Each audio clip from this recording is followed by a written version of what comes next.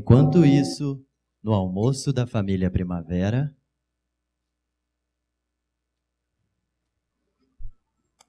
Vem, filhinho, vamos almoçar. Vamos lá, filho. Vem, filhinho, vem. Mamãe fez um almoço gostoso. Hoje é Dia das Mães. Tô morrendo de fome. Não, isso é ruim, eu não quero. Começou, hein? Ruim. Filhinho, calma, filhinho. Filhinho, é olha, ruim, eu não se você quero. ficar bonzinho e comer tudinho, a mamãezinha leva vocêzinho no cineminha. Mas eu não quero, é ruim, eu não quero. Faz alguma coisa. Eu não- Filho, para. Se você não comer tudo, eu vou contar pro bicho papão. Bicho papão não existe, eu não quero. Calma, Dá comida filhinho. pra ele. Faz alguma coisa, Tenta filhinho. dar comida pra ele. Filhinho, come, filhinho. Esse é seu filho? Meu filho, só meu filho. Alguém tem que dar limite pra essa criança. Não estão fazendo nada, não estão ensinando essa criança em nada naquele Chácara Kids.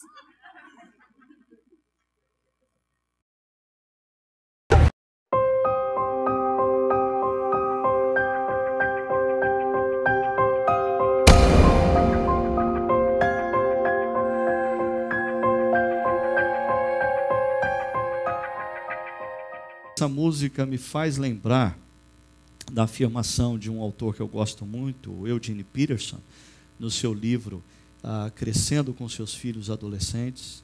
A Eugene Peterson diz que quando pais aceitam o desafio de se engajarem na criação de filhos, os primeiros a serem transformados não são os filhos, os primeiros a serem transformados são os próprios pais. Porque, como a gente já disse em uma outra ocasião aqui, os filhos são presentes de Deus a nós pais, homens e mulheres imaturos, nos convidando a amadurecer. Os filhos nos amadurecem. Eu sempre digo a casais que estão prestes a se casarem, o que muda a vida de um homem e de uma mulher não é o casamento. O casamento não muda tão drasticamente as nossas vidas como muda a experiência da paternidade ou da maternidade. Eu me lembro que a grande curva na minha vida foi quando Luísa nasceu e nós ainda estávamos na maternidade e eu no quarto com a Sônia e o médico veio, examinou a Sônia, examinou a Luísa, me deu a Luísa no colo e disse assim: pronto, papai, Sônia está de alta, Luísa está de alta, pode levá-las para casa. E eu segurando a Luísa disse: meu Deus, e agora? E agora? Isso aqui não é brincadeira, não é uma boneca, quebra, e se quebrar não tem jeito de consertar. Aquele frio na barriga foi um convite de Deus para primeiramente eu mudar, para eu me tornar também instrumento de Deus para mudar a Luísa, depois o Levi, a Lígia, assim por diante. E o tema dessa manhã, disciplina de filhos, protesto. Eu sei que esse protesto ele não está tão longe daqui. Esse protesto está muito presente aqui também, né? Eu tenho falado sobre essa temática já algumas vezes, e eu sei da resistência de algumas mamães e papais de trabalharem com essa temática disciplina de filhos. Isso tem algumas fontes, essa resistência tem algumas razões. Deixa eu citar algumas delas. Primeira, existem concepções distintas acerca de quem é a criança e qual é o papel dos pais em sua criação. Eu queria que você, mamãe, você, papai, você, pedagogo, você, psicólogo, discernisse o fato de que hoje existem muitas teorias que tratam com a criança como um indivíduo que é potencialmente bom, e o nosso papel como pais é simplesmente dar espaço para que elas cresçam e se tornem aquilo que elas já são. Então, nessas teorias, o papel de um pai e de uma mãe é simplesmente dar 2 passos para trás e ficar torcendo. E respeitar a criança e as direções que ela toma. Me desculpe, mas se você é uma mãe, é um pai, um pedagogo, um psicólogo, cristão, seguidor de Jesus, que crê que a Bíblia não é meramente um livro de literatura hebraico-cristã, mas é a palavra de Deus, fonte de sabedoria, você não pode concordar com esse tipo de procedimento e atitude. Porque a Bíblia diz que a criança, assim como todo homem e mulher, é uma criação à imagem e semelhança de Deus, por isso é uma coisa maravilhosa. No entanto, por causa de Gênesis 3 e a ruptura que aconteceu entre a humanidade e Deus, a criança, apesar de fofinha, apesar de bonitinha, apesar de engraçadinha, nasce tão pecadora quanto eu e você. A criança nasce desconectada de Deus. E ela tem no seu DNA essa ruptura. E se você deixar uma criança crescer por si só, seguindo os seus próprios rumos, ela é como um carro que não foi feito alinhamento de direção ou vem com defeito de fábrica, ela vai tomar o caminho do abismo. Por isso, biblicamente, pais e mães existem para, de forma assertiva, influenciar seus filhos. Influenciar seus filhos nos caminhos de Deus. Influenciar seus filhos aos valores e princípios de Deus. E essa assertividade passa tanto pelo procedimento verbal, como pelo exemplo de vida e muitas vezes algumas interferências um pouquinho mais drásticas, quando a voz parece não fazer mais diferença na vida de uma criança e ela precisa ser alertada que o que ela está fazendo é errado. Também, eu acho que esse tema se torna controverso por causa da confusão que existe entre disciplina, quando no seu aspecto físico, e violência contra a criança. Por exemplo, casos como o da procuradora Vera Lúcia Gomes, que foram tão noticiados nas últimas semanas, aquilo ali não é disciplina de uma criança, aquilo é violência. E a igreja deve se portar contra todo e qualquer tipo de violência, mesmo doméstica. Nenhum pai tem o direito de violentar o seu filho, quer física, quer emocionalmente. Nenhuma mãe tem o direito de fazer isso. Nenhum marido tem o direito de fazer isso com a sua esposa. Nenhuma esposa tem o direito de fazer isso com o seu marido. Logo, como igreja e como cristãos, como seguidores de Jesus, nós nos posicionamos contra a violência. No entanto, disciplina, quando no seu aspecto e dimensão física, nada tem a ver com violência. E ainda, existe uma outra confusão que faz com que esse assunto seja controverso. O reducionismo do conceito disciplina de filhos à prática do castigo físico. Eu nem gosto dessa palavra castigo, mas é a melhor maneira de eu mostrar para vocês o que eu estou querendo dizer. Existem pessoas que, quando nós falamos de disciplina de filhos, eles só pensam naquilo, castigo físico. E disciplina de filhos é um aspecto muito mais abrangente.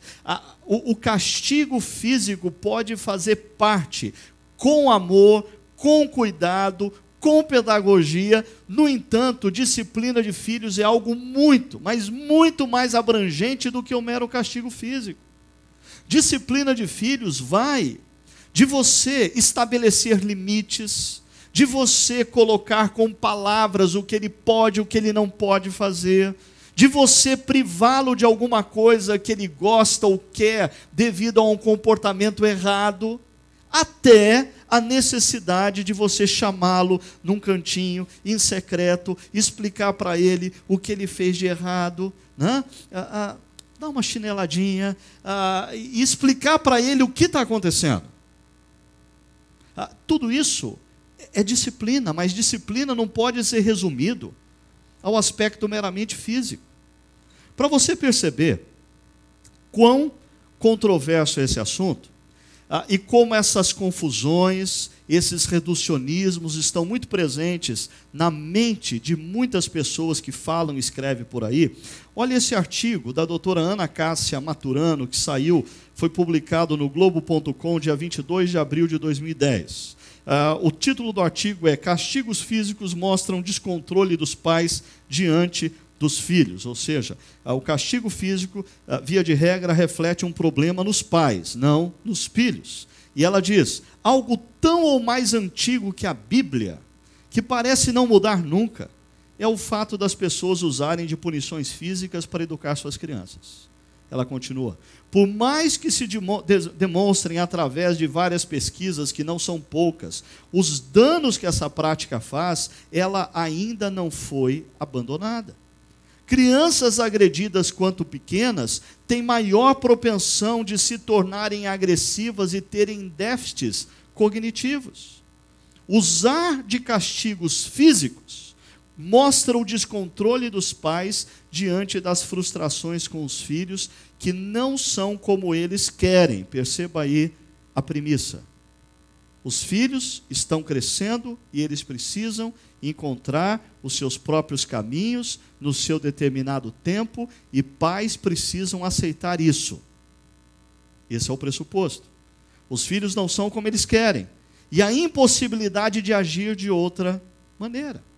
Bom, esse é um pensamento que demonstra essa confusão entre disciplina física e violência doméstica, essa falta de concepção de que algumas linhas da psicologia e da pedagogia veem a criança de uma maneira distinta, como a Bíblia vê a criança, e, consequentemente, o papel dos pais é diferente de acordo com a linha que você adota, de acordo com os pressupostos que você adota.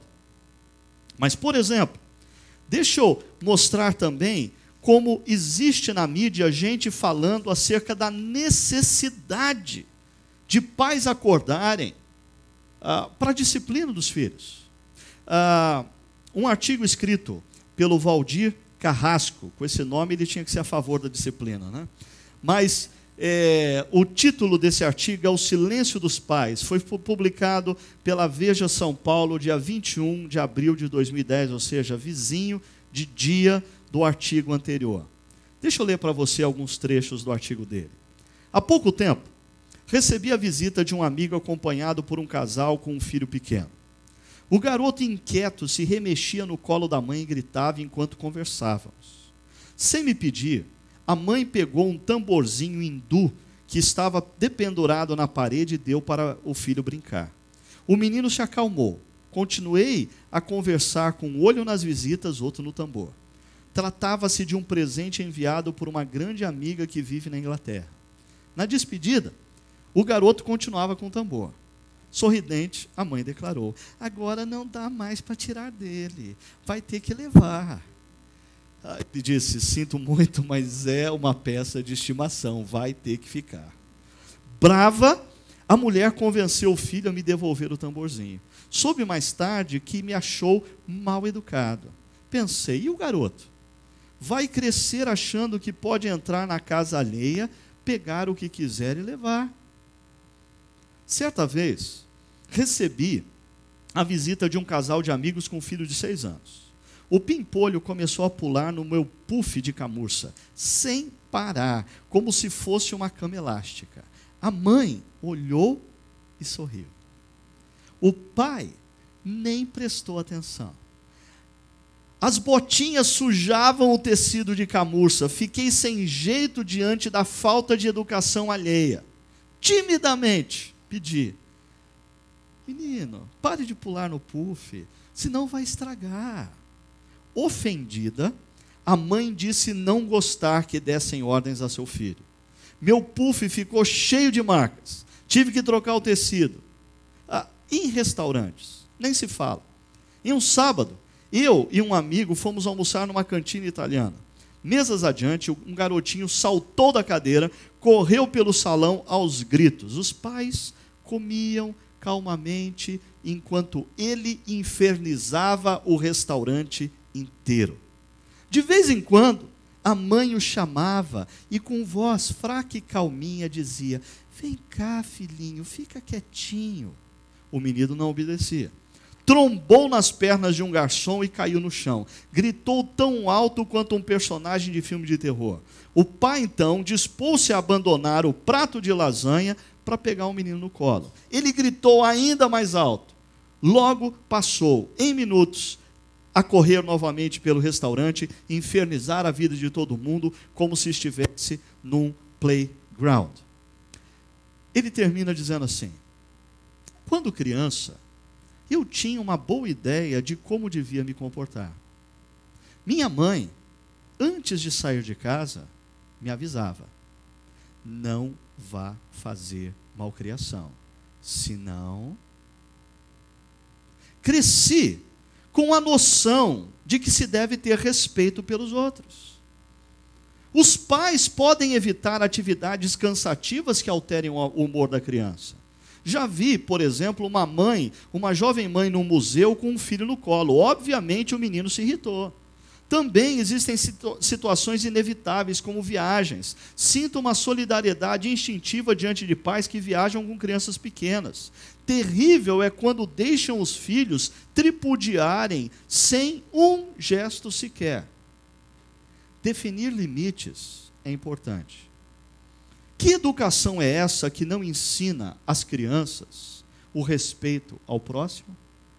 Mas talvez certos pais modernos achem que também podem tudo. Esse talvez seja o problema. Ou não? Olha o que a Bíblia diz. Efésios capítulo 6, verso 1 ao verso 4. Filhos, obedeçam aos seus pais no Senhor, pois isso é justo. Honra teu pai e tua mãe, pois este é o primeiro mandamento com promessa, para que tudo te corra bem e tenhas longa vida sobre a terra. Pais, não irritem seus filhos, antes, criem-nos segundo a instrução e o conselho do Senhor. Eu creio que esses 4 versos falam a filhos e a pais. Interessante, o assunto é disciplina de filhos, mas o texto apresenta 3 versos relacionados a deveres de filhos e apenas um verso relacionado ao dever dos pais. Vamos ver o que a Bíblia fala sobre os filhos. Diz: filhos, obedeçam aos seus pais. Obedeçam aos seus pais. Filhos, só que enquanto crianças pequenas, eles precisam aprender a obedecer aos seus pais. Se nos primeiros 5 anos de vida você não ensinar o seu filho que ele deve obedecer aos pais, depois dos 6 anos de idade ele não vai obedecer aos seus pais.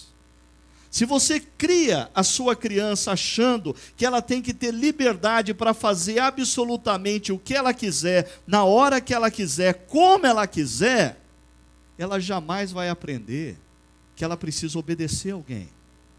E por que, filhos, vocês devem obedecer aos pais? E agora eu não estou falando às crianças, mas eu estou falando daqueles filhos que já são crianças crescidas, pré-adolescentes, adolescentes e jovens, que certamente questionam esse princípio dizendo: por que devo obedecer? Paulo responde: primeiro, pois é justo e correto. E o termo usado aqui pelo apóstolo Paulo como justo aponta para uma questão natural, não diz respeito. Não, você não deve obedecer ao seu pai porque você é cristão, você não deve obedecer ao seu pai porque você é seguidor de Jesus, você não deve obedecer aos seus pais, pai e mãe, porque você frequenta uma igreja. Trata-se de uma lei natural. Deus estabeleceu a criação com ordem.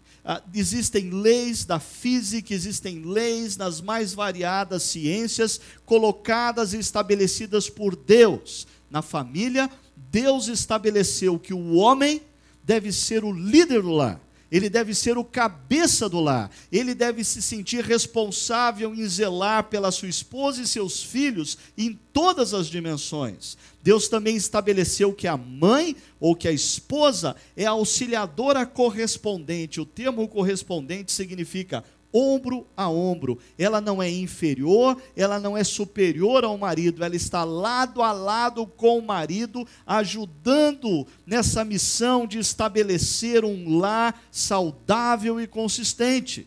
E nessa ordem natural, filhos devem obedecer aos pais. Filhos devem estar sujeitos aos pais. Mas existe uma segunda razão que o apóstolo Paulo aponta. A segunda razão não diz respeito a uma ordem natural dada a qualquer um, mesmo aqueles que não pertencem a uma igreja ou não são discípulos de Cristo. Agora, sim, agora Paulo está falando àqueles que se consideram parte do povo de Deus, seguidor de Jesus. Filhos, obedeçam aos seus pais, pois é um mandamento de Deus. O mandamento de Deus, e aqui aponta para Êxodo capítulo 20, verso 12, honra teu pai e a tua mãe. E honrar é mais do que obedecer. Enquanto criança, eu obedeço. À medida em que eu vou ganhando consciência, por exemplo, como adolescente, eu posso obedecer meu pai, mas não honrá-lo, como eu posso obedecer meu pai e honrá-lo. E depois, casado, com vida estabelecida, tendo os meus filhos e deixando de ter sido primariamente um filho e me tornando pai, eu posso não mais estar constantemente vinculado a atitudes que demandam obediência ao meu pai, mas eu posso, mesmo como um adulto crescido, continuar honrando o meu pai. Honra diz respeito à apreciação, diz respeito às palavras quando a pessoa não está presente, a sentimentos do coração. Talvez nos ajude a entender isso uma ideia que eu estava discutindo com um grupo de homens essa semana, sobre esse livro, A Escalada de um Líder, quando ele diz que existe aquela obediência, que é uma obediência de coração, mas também existe a obediência complacente. A obediência complacente é aquela que você aceita fazer por fora, mas por dentro você continua irredutível, né? Igual aquele menininho que estava na igreja e ficava em pé gritando, e a mãe falava, fica sentado, e ele levantava, e a mãe botava ele sentado, ele levantava, botava ele sentado, ele levantava e gritava, até que a mãe não aguentou e assim discretamente deu-lhe um beliscão no traseiro que doeu. O moleque sentou rapidinho e disse, por fora eu estou sentado, mas por dentro eu continuo em pé. Isso é obediência complacente. Por fora você está sentado, mas por dentro você continua em pé. Tem gente que obedece, mas não de coração. Tem esposa que se submete a algumas questões ao marido, mas só por fora. Tem outras que nem por fora. E assim a gente vai ensinando também os filhos a como lidar com as coisas. O grande problema é que a obediência complacente não molda o caráter, muito pelo contrário, a obediência complacente deforma o caráter de alguém, porque a pessoa começa a fazer coisas, mas interiormente ela resiste e diz não, não e não, e assim você vai começar a estabelecer uma dicotomia na vida. Por isso, o autor desse livro diz, por causa do abuso aos direitos, a obediência não é vista com bons olhos em muitos círculos. Mas o tipo de obediência necessário para alinhar-se com a verdade, ou seja, para construir um caráter consistente, é aquela que vem do coração. Mas como obedecer de coração quando eu não concordo? Ele continua. O que não significa deixar de lado o direito dado por Deus de questionar ou pedir. De questionar por quê? De pedir. Será que a gente não poderia fazer de outro jeito? No entanto, ele completa. A obediência que vem do coração diz, farei isso porque confio em você e acredito que é para o nosso bem. E isso muda as coisas. Eu posso ter um chefe que eu não concordo com ele, mas se eu confio na capacidade dele, se eu confio que ele quer o bem do grupo, eu posso me submeter ao que ele pediu em confiança a ele. Eu posso não concordar enquanto adolescente com o que o meu pai diz para eu fazer. No entanto, se eu confio no amor do meu pai, e se eu confio na capacidade do meu pai, eu preciso aprender a obedecer em confiança.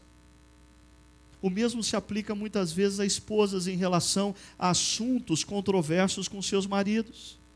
O mesmo se aplica com crianças em relação aos seus pais. Nós podemos aprender a obedecer a outro, não necessariamente concordando, mas em confiança à capacidade do outro, porque quando você não tem mais confiança na capacidade do seu marido, do seu pai, do seu chefe, aí a coisa é muito mais complexa, aí o caldo realmente entornou. Mas ainda, filhos, obedeçam aos seus pais, pois isso é fonte de bênção. E aqui, eu acho que a gente tem deixado passar desapercebido para muitos adolescentes e jovens quão importante é esse mandamento: honra o teu pai e tua mãe, porque diz aqui o texto, para que tudo te vá bem, ou para que tudo te corra bem, e tenhas longa vida sobre a terra. A promessa aqui tem duas dimensões. A primeira dimensão é qualitativa, para que tudo te corra bem. Deus promete te dar qualidade de vida se você honrar os seus pais. A segunda dimensão da promessa é quantitativa, e tenhas longa vida sobre a terra. Deus promete a você vida longa se você honrar os seus pais. E é interessante, a gente investe tanto dinheiro para tentar prolongar a vida, mas investe tão pouco coração na honra dos pais. E é uma promessa de Deus.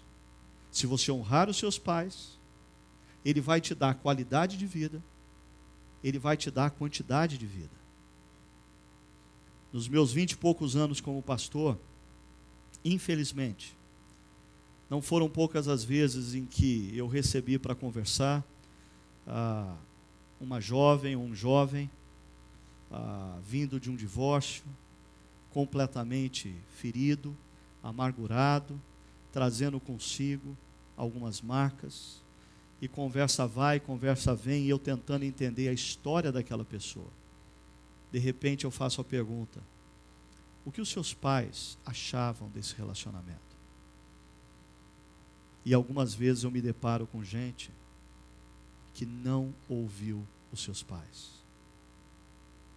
Com gente que não percebeu que a obediência e a honra aos pais é fonte de bênção. Quando nós pegamos as estatísticas de morte no Brasil, a faixa etária que mais morre no Brasil não é a dos idosos, mas de jovens de 15 a 25 anos de idade. E a principal causa-morte de jovens homens nessa faixa etária é violência urbana, incluindo acidentes de trânsito nas madrugadas de sexta e sábado. Gente que vem embriagada das baladas. A principal causa-morte entre jovens nessa faixa etária são complicações decorrentes do aborto. E aí, para mim, existem duas coisas. Ou nossos jovens estão morrendo cedo, porque eles deliberadamente não estão obedecendo nem honrando seus pais, ou os nossos jovens estão morrendo cedo, porque os pais não estão sendo pais e não estão estabelecendo limites, para que os filhos possam, ao menos, saber o que significa obedecer e honrar. E aí, nós vamos para a segunda parte da nossa reflexão. Quando Paulo está dizendo pais, simplesmente, sejam pais. A música que nós ouvimos antes da pregação dizia: quero ser mais que um amigo.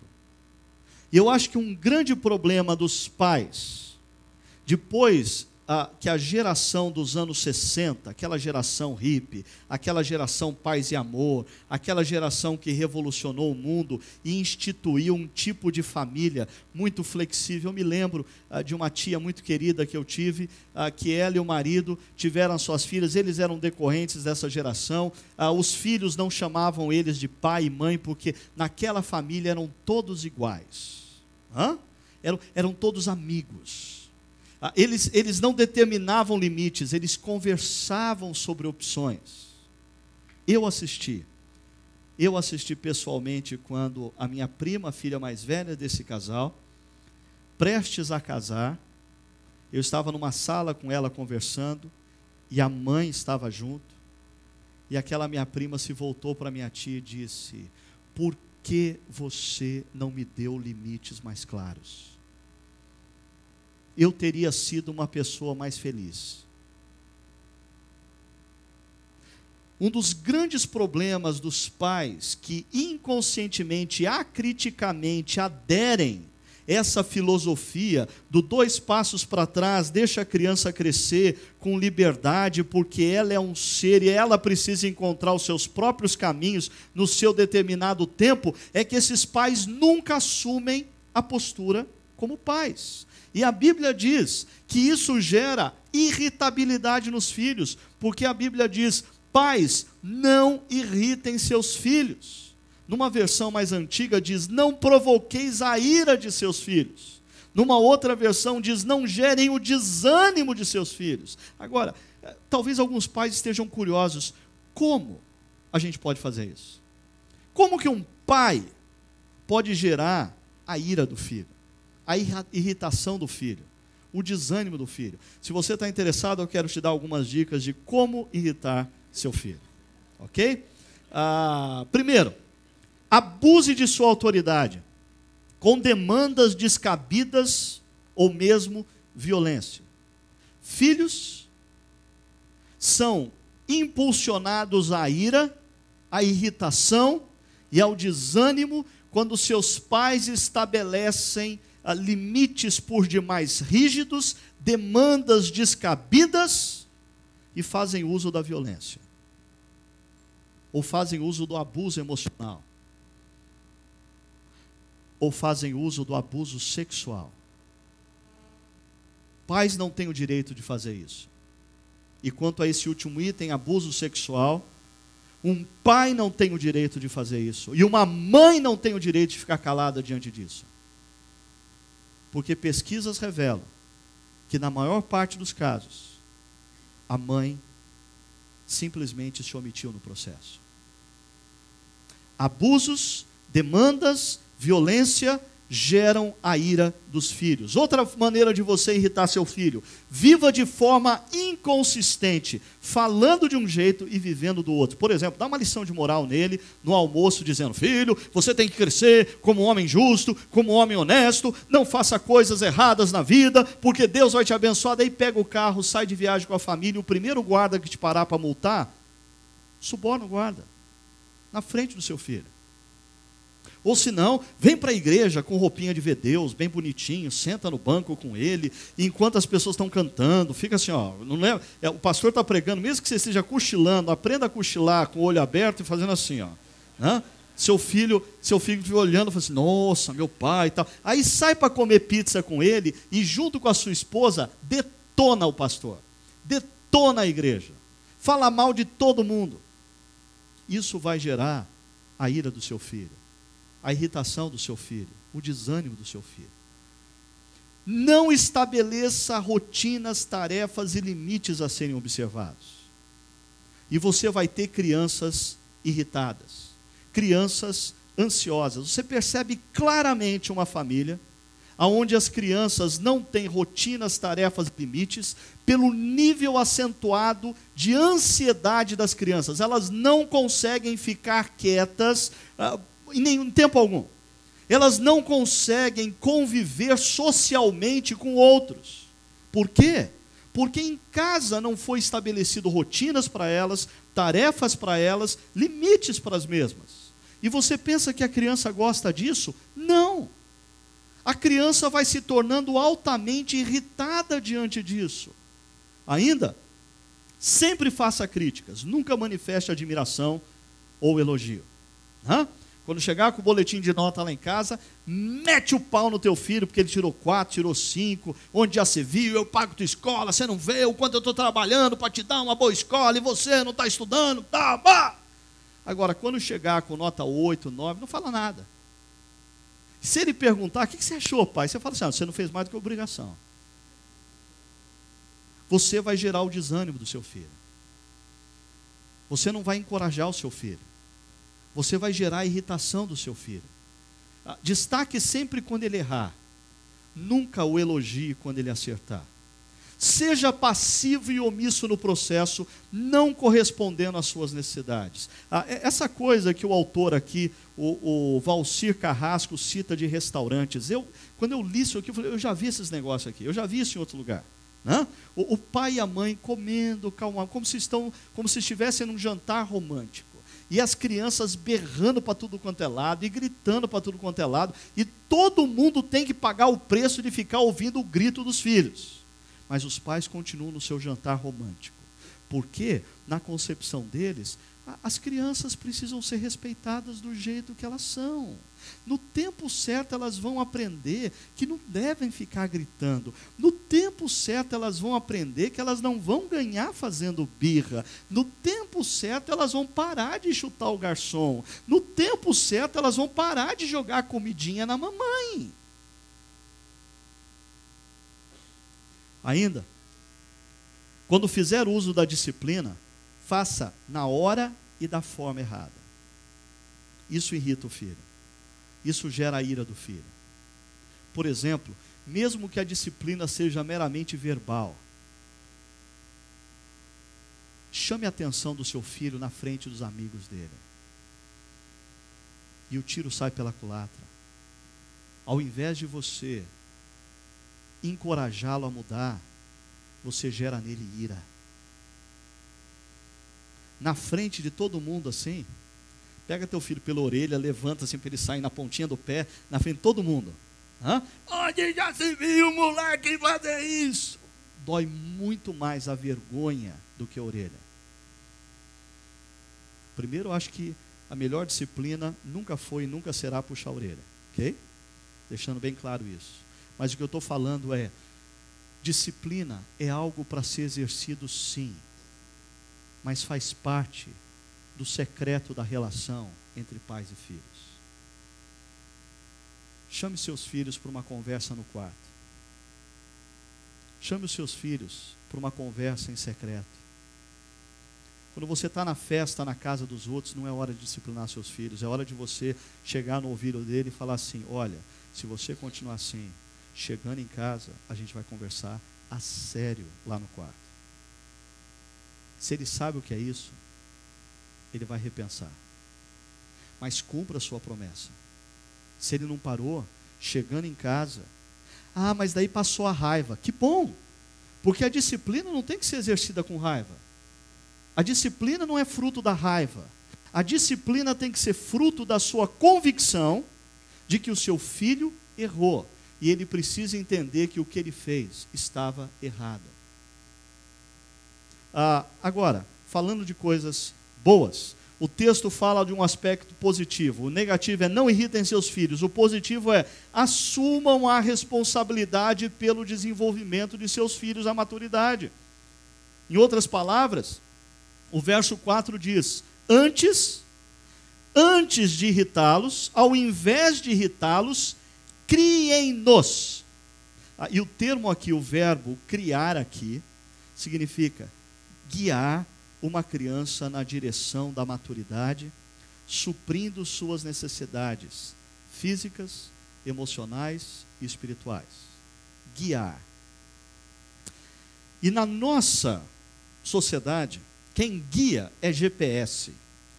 Então a gente não entende muito bem a responsabilidade do guia. Mas se você viajar no tempo e ir para o Oriente distante, numa época em que não existia bússola, não existia GPS, e as caravanas tinham que atravessar um deserto. E meu amigo, se perder no deserto significa morte. Morte.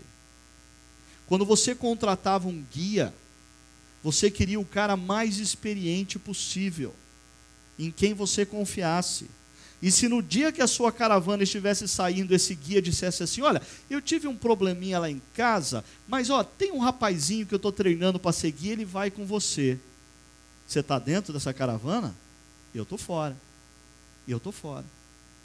Mas é isso que nós pais fazemos quando nós terceirizamos a educação dos nossos filhos. Nós confiamos que outros podem guiar os nossos filhos numa responsabilidade que Deus deu a mim e a Sônia, a você como pai, a você como mãe. E ela não é transferível. E aqui mora o problema. Como a Sônia citou, naquela entrevista daquela jornalista que lançou recentemente esse livro aqui em Campinas, ela diz: 95% das mulheres querem ter a experiência da maternidade. O grande problema é que a maioria delas não tem prazer em criar os seus filhos. E aqui eu sei, eu estou entrando num terreno perigoso. Eu só quero avisar as mulheres que nós temos alguém da Polícia Militar presente para me proteger aqui hoje, ok? No entanto, eu preciso dizer mais uma coisa. Eu sei que a nossa argumentação mais clássica e politicamente correta é que a mulher precisa sair de casa para complementar o orçamento doméstico. E eu diria que isso, infelizmente, muitas vezes é verdade. E aí você tem que confiar na graça de Deus. No entanto, a gente precisa desmascarar um mito. Muitas vezes, também, mulheres querem sair de casa porque é menos estressante trabalhar para uma empresa do que criar uma criança. Criar uma criança estressa. Criar uma criança dá trabalho. Criar uma criança deixa a mãe à beira de um ataque de nervos, muitas vezes. Eu estou sendo muito honesto e realista. Criança dá trabalho. Mas mais do que isso, o investimento numa criança é um investimento altamente gratificante, mas a longo prazo. O trabalho vai te dar todo mês uma gratificação. O trabalho vai te dar uma realização a curto prazo. A criança, você vai ter que esperar uns 18, uns 20 anos para receber a sua gratificação. Mas eu te garanto uma coisa, hein? Mamãe, por favor, não deixa o disjuntor cair não. Continua me escutando, tá? Eu sempre digo, eu e Sônia temos começado a receber um pouquinho dessa gratificação. E experimentando um pouquinho dessa gratificação, eu digo, nada na nossa vida valeu mais do que o investimento nos filhos. Mas eu não estou falando de investimento em filhos, pagar a escola cara para eles. Eu já disse domingo passado aqui, que nós nunca pudemos colocar os nossos filhos nas escolas mais caras. Nós sempre colocamos os nossos filhos na melhor escola que nós podíamos pagar. Mas eu acho que o que faz diferença é o seu relacionamento com ele. Porque os nossos filhos, depois de grande, eles até querem o nosso dinheiro. Mas enquanto crianças, eles querem a nossa pessoa. Eles não querem os nossos presentes. E a gente tenta compensar a nossa ausência com os presentes. Tem crianças que assim, para eles entrarem no quarto para dormir à noite, a mãe tem que tirar alguns brinquedos, porque não cabe mais. Não cabe a criança de tanta coisa que a criança tem. Mas o que a criança quer não são os brinquedos. O que a criança quer não são os amiguinhos da escola. O que a criança quer é você. E você é insubstituível. Veja só o que diz um especialista no assunto, o Jean-Pierre Lebrun, que falou à revista Veja, e foi publicado no dia 9 de dezembro de 2009, menos de 6 meses atrás. Ele levanta: o primeiro problema dos pais contemporâneos é o seguinte: os pais não se apresentam como geração acima da dos seus filhos. Essa coisa de, não, nós somos amigos, Seus filhos vão ter muitos amigos na vida. Eles não precisam de mais um amigo e uma amiga em casa. Eles precisam de um pai e de uma mãe. E olha o que ele diz: desde sempre, quando se levam os filhos pela primeira vez à escola, eles choram. Hoje em dia, normalmente, os pais choram. É como se esses pais tivessem continuado crianças. Isso acontece porque eles não são capazes de se apresentar como geração acima dos seus filhos. Segundo problema que Lebrun apresenta: os pais boicotam o processo de humanização dos filhos, e entenda aqui por humanização o que eu chamo de maturação. Quando eu digo guiar uma criança à maturidade, ele vai chamar de humanização. Olha o que ele diz: manter uma criança em satisfação permanente, fazendo por ela tudo o que pede, a impede de ser confrontada com a perda da satisfação completa. Manter uma criança sem limites, ela faz o que ela quer, ela faz o que ela bem entende, na hora que ela bem entende, ela vai ganhar um senso de que a satisfação pode acontecer sempre que ela determinar, e isso é falso. Ele continua: o processo de humanização, e eu chamaria o processo de maturação, começa pelo entendimento de que jamais haverá satisfação completa. O mundo nunca vai dizer sim para ela sempre. É esse o curso saudável das coisas. Se os pais boicotam esse processo, podem estar cometendo um erro. Mas isso a Bíblia já diz há séculos. Que pais são instrumentos de Deus para preparar os seus filhos para a vida adulta, que pais, quando estabelecem limites aos seus filhos, estão preparando os seus filhos para conviverem no futuro com as frustrações, sem se desesperar, sem caminhar para as drogas, sem se divorciar porque o parceiro não satisfaz completamente. Crianças que foram educadas, ou não sei se isso é educação, mas foram guiadas pelos seus pais, achando que o mundo deve lhes oferecer satisfação plena. Quando você estabelece limites para os seus filhos, você o está criando para uma vida adulta saudável. Muitas vezes ele não vai poder ter tudo o que ele quer. Muitas vezes o seu parceiro conjugal não vai poder satisfazê-lo da maneira como ele quer, na hora que ele quer. Mas isso começa a ser moldado na infância. E para não ficar assim, uma tendência masculina, racional, tem aí essa pessoa que foi citada pela Sônia, Maristela Tesseroli, que depois de falar sobre essa questão de que as mulheres querem ter experiência na maternidade, mas não querem criar filhos, ela apresenta também alguns problemas. Primeiro, as mulheres querem ter filhos, mas não sentem prazer em criá-los. Olha o que ela diz: ora, se fizermos uma sondagem rápida à nossa volta, poderemos perceber claramente que a mesma porcentagem de mulheres a quem parece desejável ser mãe, permanece muito mais tempo longe dos seus filhos do que ao lado deles. Quem tem filho precisa encontrar prazer no cuidado. E parabéns para aquelas que aceitaram esse desafio. Ela ainda coloca um problema 2, o abandono psicológico das crianças. Ela diz: sabemos hoje, por meio da ciência, é interessante, da mesma forma que aquela primeira doutora que eu citei diz que a violência faz com que as crianças se tornem violentas, mas confundindo violência com disciplina de filhos, aqui ela também diz, uma outra pessoa, por meio da ciência, que não dá para ter filhos sem dispor de tempo para criar deles. Filho precisa de presença constante de um único cuidador. Vou repetir: filho precisa da presença constante de um único cuidador. Dizem vários estudos. Portanto, ou nos decidimos pela maternidade consciente e reservamos tempo para cuidar das nossas crianças, ou desistimos da ideia de ser mãe. O grande problema é que depois que você tem filho, não dá mais para desistir. Agora, tem que assumir. Ainda, e ó, se você está brava comigo, não é comigo, é ela que disse. Eu só estou repetindo o que ela disse, ok?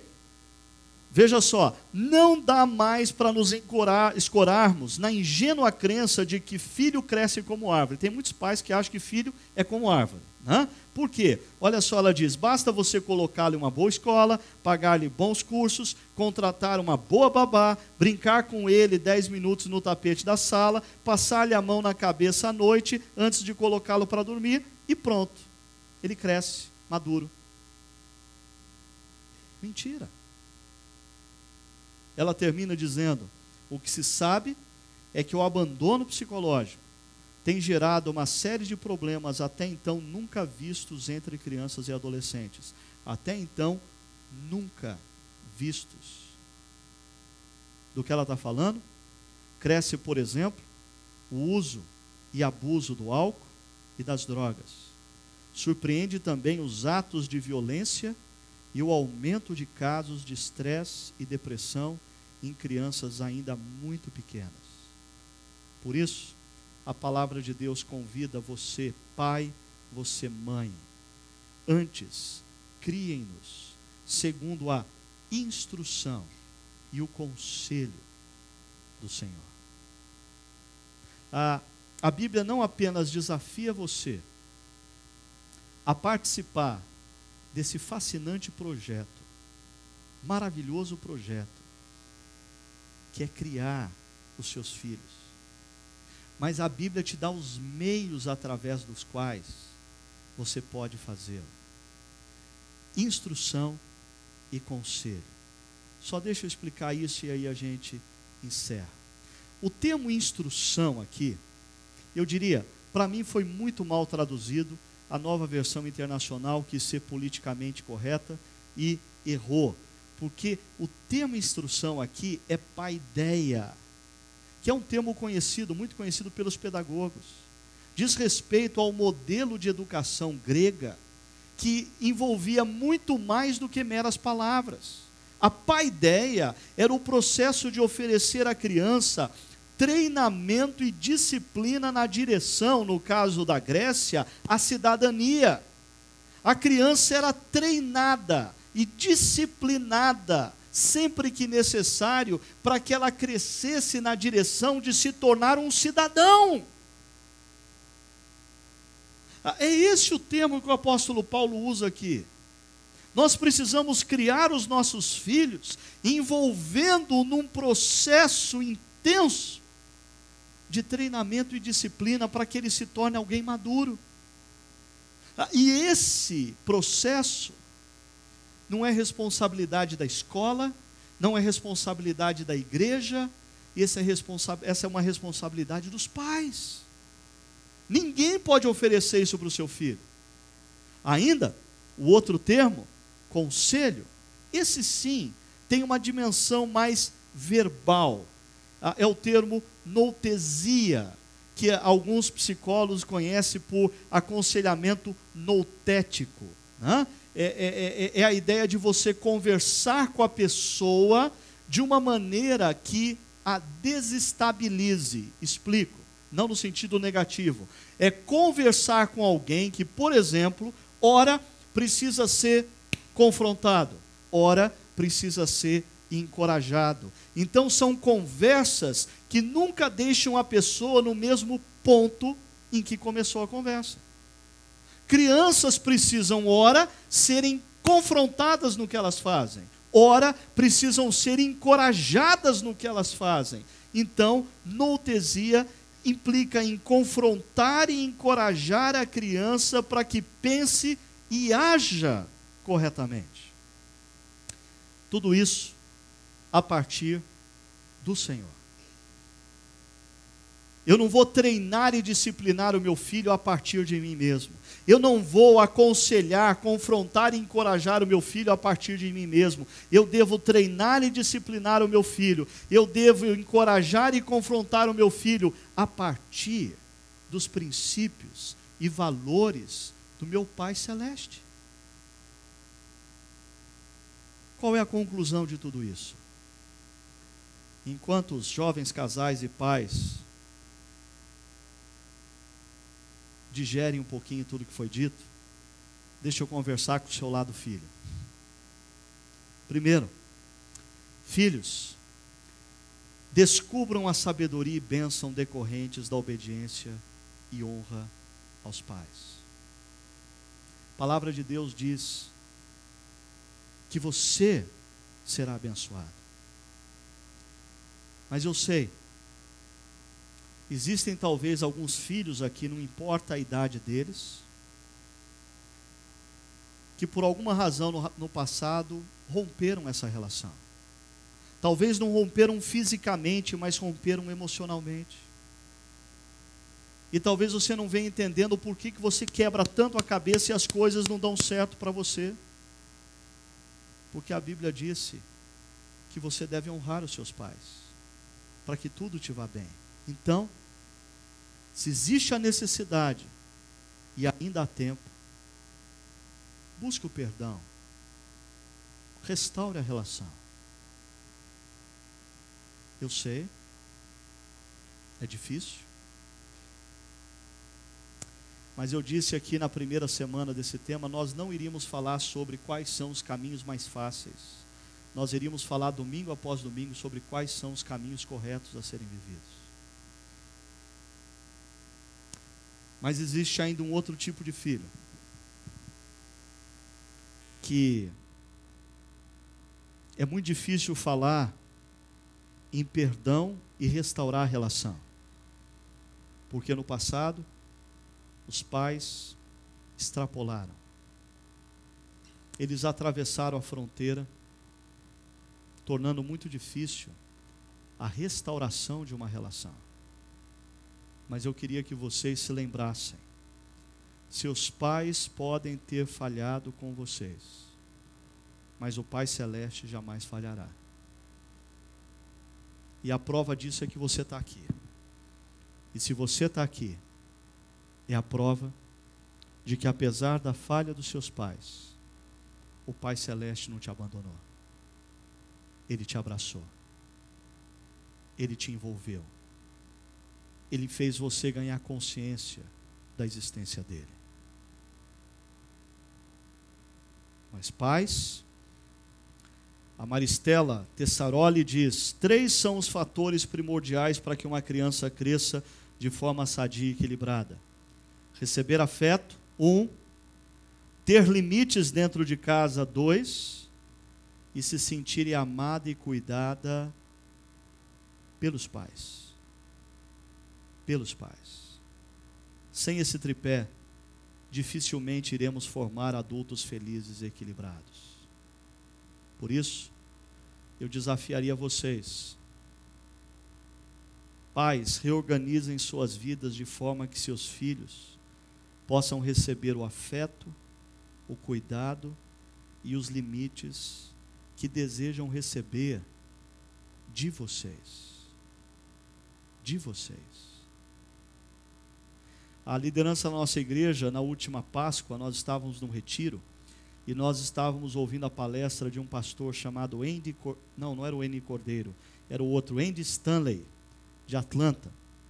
E esse pastor, ele mexeu muito com a cabeça e com o coração da nossa liderança, quando ele disse que num determinado momento, ele completamente envolvido pelas demandas da igreja, pelas necessidades da igreja, tem que encontrar com um, tem que aconselhar o outro, tem que preparar sermão, tem que preparar estudo, e a família dele foi ficando de lado. De repente, ele tomou uma decisão.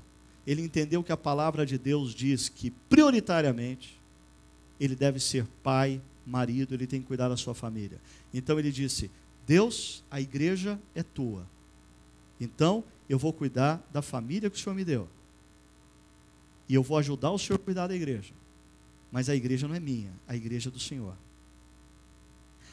Transportando isso para a relação de trabalho de muitos de nós aqui.